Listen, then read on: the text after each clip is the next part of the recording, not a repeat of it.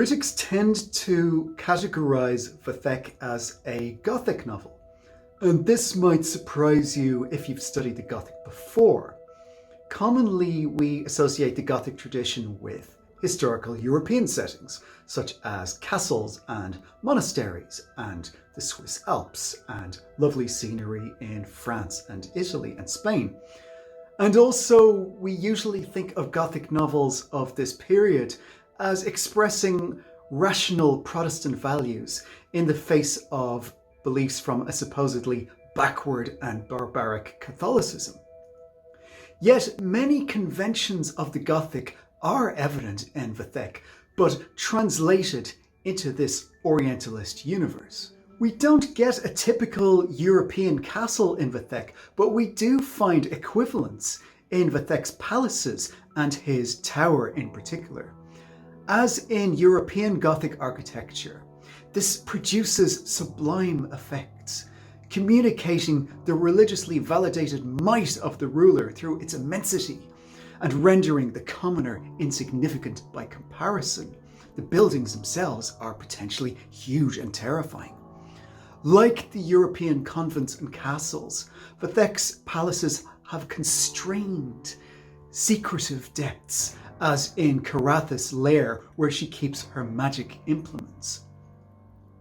As in many Gothic novels, the plot of Vathek centres on a tyrannical figure who tortures and coerces and kills and imprisons in order to reach his diabolical aims, and often becomes fixated with a particular woman, in this case Noranihar. Horace Walpole's The Castle of Otranto is generally considered the first Gothic novel in the English language, and it sets a convention that Vathek follows, which is that the male lead is recognisably based on William Shakespeare's Macbeth, an ambitious, self-doubting tyrant. We can see multiple textual influences at work in one scene where the good djinn or genie, like the old man and the good angel in Dr. Faustus, urges Vathek to abandon his course, and Vathek's response closely echoes Macbeth as he explains that he's gone so far in villainy that he can't really turn back. As is typical in the Gothic novel, there is a tone of mystery and suspense in Vathek, and there are various omens and portents and prophecies.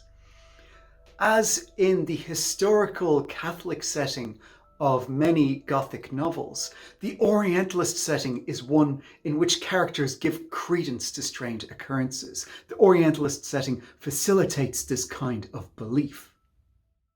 But lo!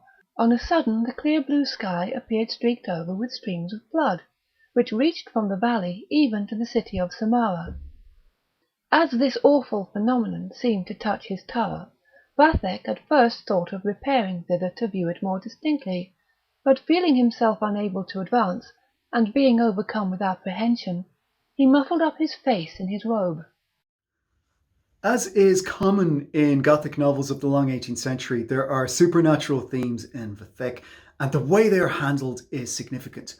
It's clear that the supernatural elements here are real. They're not imagined by the characters. They're actually happening. For instance, the mysterious stranger, the Giaour, introducing himself as an Indian, transpires to be the servant of Iblis, the devil. A kind genie or jinn at another point rescues the 50 children who have been put to death. And there are various other kinds of spirits, horrid and kind. These aspects lend Vathek to classification as what is called the Masculine Gothic, which in a nutshell I would call the silly Gothic. Absurd and strange things are literally happening. By contrast, in the feminine Gothic, which would be popularised by Anne Radcliffe some decades later, things that seem supernatural are usually explained away as imaginary. They are accounted for by rational means at the end of the story. But in the masculine Gothic, all the nonsense, all the absurdity is actually happening in the world of the story. Beckford does offer a rational perspective on the events of the book, but this lies somewhat separately in the critical apparatus of Footnotes, with which he accompanies the main text. And in these footnotes, he has the persona of a scholar of Orientalism, and he gives a textual source for every incident that unfolds in the book, as though establishing himself as a researcher of the Orient, while also not taking any personal responsibility for the ridiculous things he is narrating. Beckford also assumes an ironic tone in the main narrative, telling us that he doesn't take the story too seriously, and nor should we.